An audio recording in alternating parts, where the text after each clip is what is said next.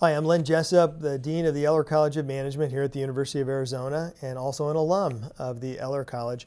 And I'm here today with Mohammed Sharaf, who's also an Eller alum, and we missed each other by a matter of days when we were students back here in the 80s. Mohammed is here as our distinguished executive in residence and has graciously agreed to let us capture him on film for a few minutes and to also wear one of our new Eller polo shirts with me today. Mohammed is the CEO of Dubai Ports, which is the third largest port operator in the world, with 65 terminals and growing, and just about on just about every continent. It sounds like in the world. Sorry.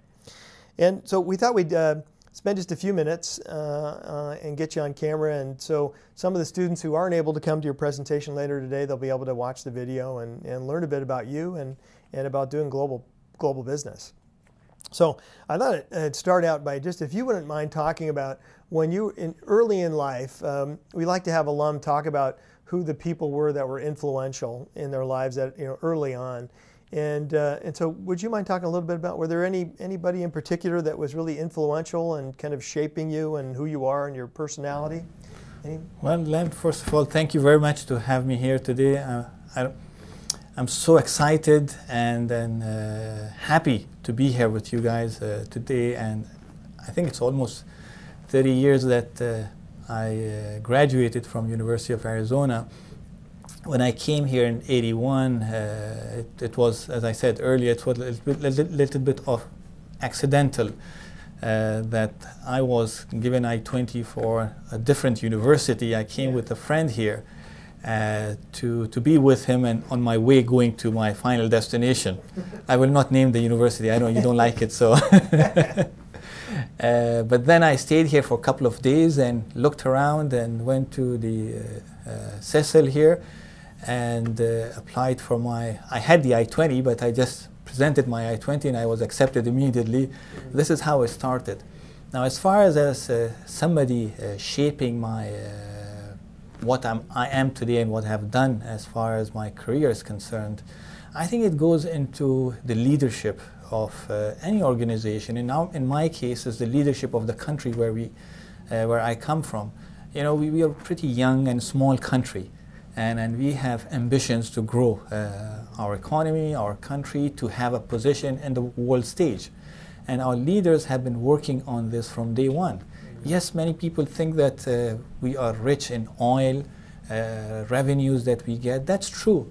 But our leadership has also realized that the oil is not going to stay there forever. So what they have done is that they have taken this, the wealth of oil, invested in their people, first to start with, number one. And they started sending the people, young graduates, across the world to go and learn, get educated in different parts of the world to understand different cultures, different business ethics. And while that was happening, they also sought help of foreign countries to build their country with infrastructure. And this is what we have done. So in my case, I am inspired by our leadership, and specifically our Vice President and Prime Minister of the UAE, Sheikh Mohammed bin Rashid. He's kind of a leader that I think every country should have. In fact, I was in one of the Forbes get-together in Dubai last year, and Mr. Forbes was there himself. And he was asked, what would you do different in US as far as the US economy is concerned? He said, I would change, that's one word he said, in open. It's not that I'm trying to brag about it. In open, he said, I would change the constitution to allow Sheikh Mohammed to be there for 5 years only in the US. Because the change that he has brought is not only to our country, he's brought it to the whole region and to the whole Arab world. So he is a very inspiring individual. As a leader, I think everybody should have somebody like him. Is that what got you involved with Turn 8, the effort to scout out entrepreneurships? Absolutely, yeah. Absolutely. The idea is to bring talent into the UAE. You see, knowledge, talent, invention, innovation into UAE. So we proudly can say this was created here in the UAE. And today, talent, you cannot just say that we have the talent and that's it. Yeah. You have to go out there and scout people. Whoever have there, many people who have the talents, the know-how, but they don't have the means of doing it. What we do, we are not doing it for ourselves alone. We are doing it for the humanity. Dubai or the UAE is doing it for the mankind. The Expo idea, when it came, if you look at Expo, what is the whole concept of Expo? The concept is to bring the global community together, different parts of the world, different cultures together. Dubai, UAE today is an Expo ground, basically. It's a country where you have over 200 nationalities working together, you see, and in a very healthy environment there. And Expo will do more to that. So what we're trying to do is that to go scout people to come into Dubai, and whatever they create, it's going to be shared with the world. And so you've got the company to keep you busy, and then you've got this whole global entrepreneurship effort and bringing entrepreneurs in and helping them to be successful. And then how do you find time? You're also helping with an online shopping mall, the first online shopping mall for UAE. How do you find time for that? And do you mind talking about that for a bit? Sure, sure. Yeah. I think I have a great team with me. Many people talk about teams. I really mean it. I think most of the work is done collectively as a team, whether it's in the port sector, or it's on the e-commerce sector, or it's on the what we call the Turn 8 Innovation Center. Yeah. I sit down with the team, I pick their brains up together and say, okay, and most of the ideas which we are implementing today has come from within the team. But you need to put the seed first and say, okay, why are we doing what we are doing? Where are we going? Where do we want to go? That's very important. So when we sit down, we say, why? Number one is, why do you want to do this? And the why was that I told you earlier, that we want to bring talent into the UAE so the world can see that, okay, UAE can do that. Yeah. And we share that with the world. That's why. And we like doing what we are doing, yeah. You see? And when we sit together, also we say, okay, what are the areas that we think we can add value to, you see? Right. And as a port operator in the UAE, we were the first people who started the e-commerce concept, again, with direction and inspiration from the leadership.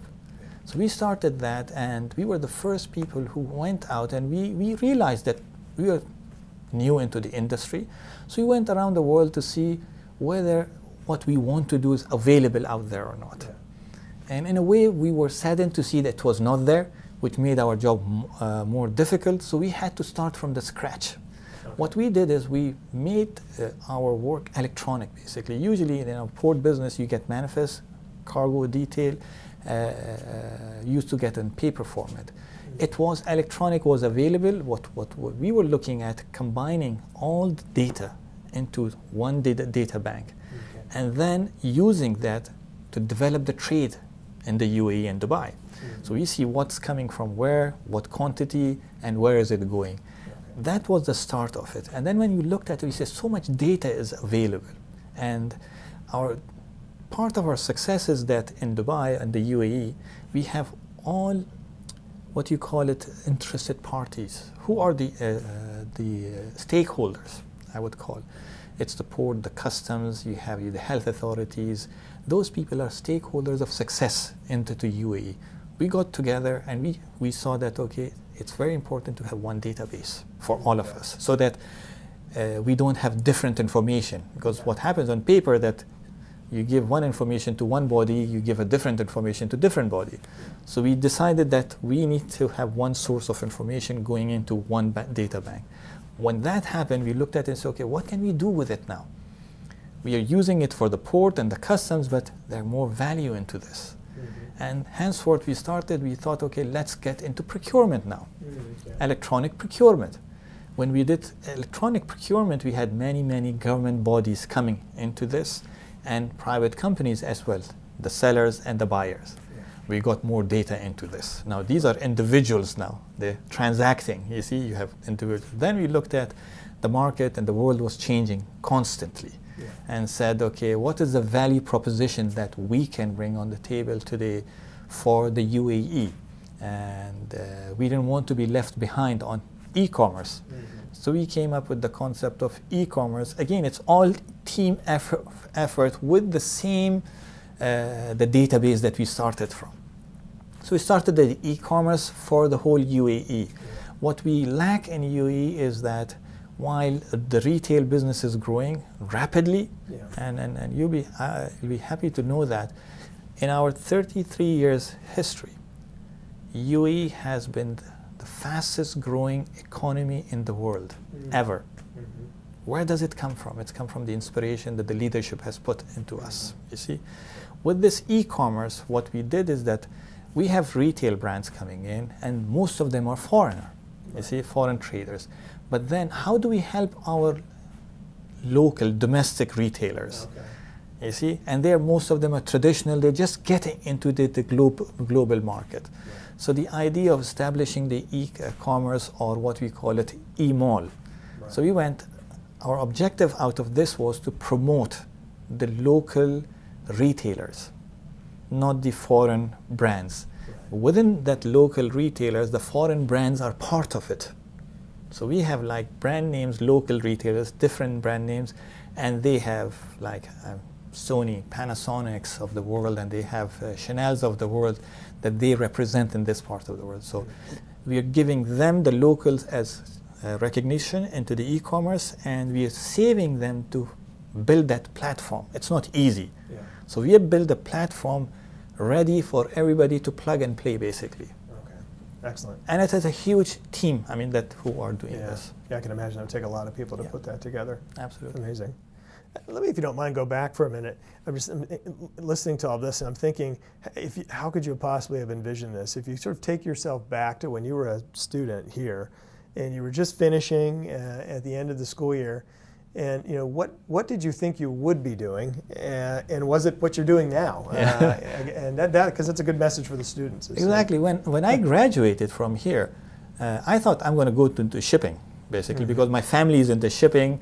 And when I was in the high school in Dubai, I would go in the afternoon. In fact, I would go two places.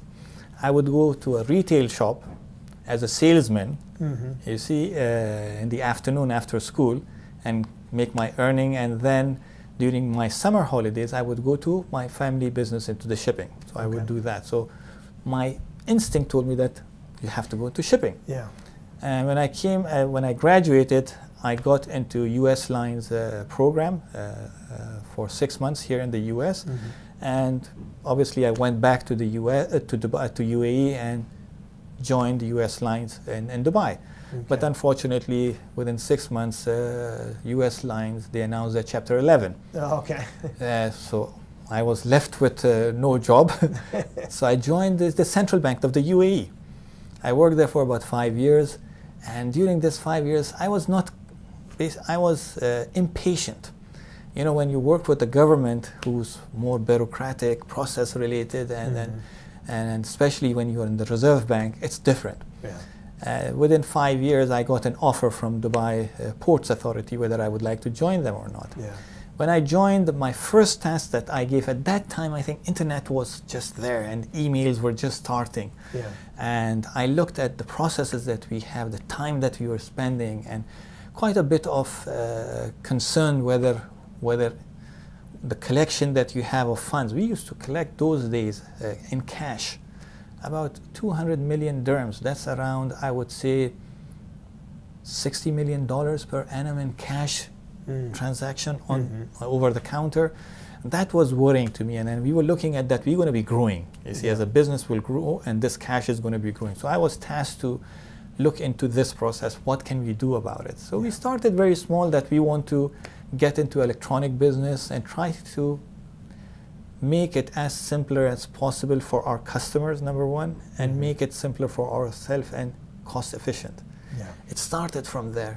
And I'm happy to say that we started the process in '94, and it was not very easy, because at the time people didn't know computers, they would not accept it, and some of people were very concerned that with automation they will lose their jobs, that the companies are going to go bust. So we had to do a lot of mentoring to people, sit down with them and say, it's for the better of all. In fact, what we had to do in our market in Dubai, we had to build a new software and go out into the market and distribute free of charge to the shipping community and say, use it, and it's for free. Yeah. You see? And if you want to do things manually, you'll pay. Mm-hmm. So in a way, you force them to use that, Yeah. which helped you and helped them as well. So from there was no looking back. Mm-hmm. And today we are on a drive that we've been directed again by the leadership that by end of 2015, our businesses have to be mobile. Mm-hmm. So all the transaction has to be done on your mobile set, Yeah. not sitting in your office anymore. So that not only private entities, the direction is also the government offices. They should be operating 24/7.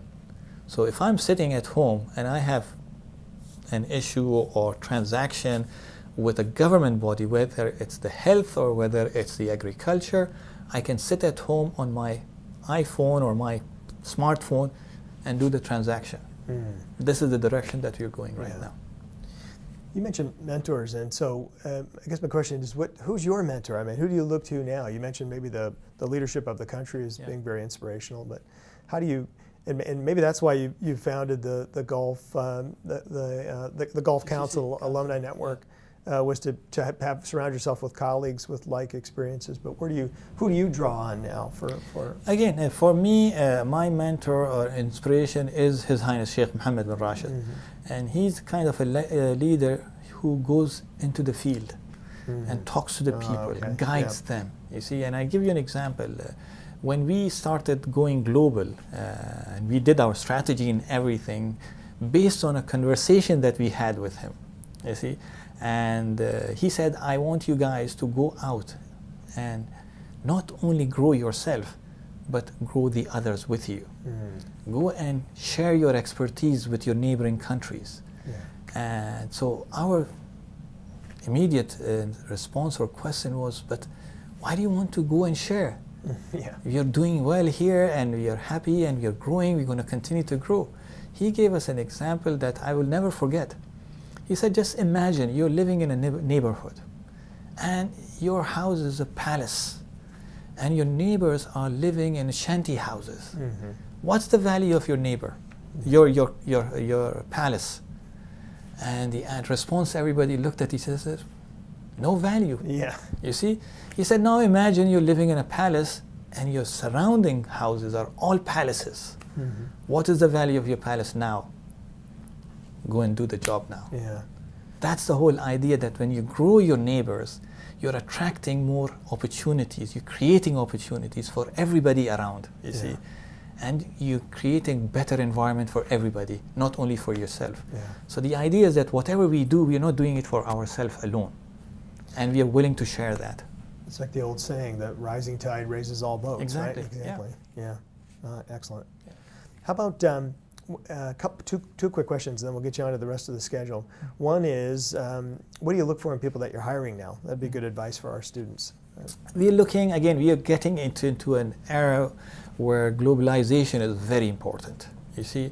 But at the same time, we as an organization, we are a responsible organization. As you said earlier, our operation is in 6 continents today. Mm-hmm. We are around the world, and we are in all the major markets. So we take that responsibility very, very seriously. Mm-hmm. So when we go to a country, we look for new talents and young talents coming to our industry as a succession planning. Mm-hmm. So what we do is that we have 2 tiers of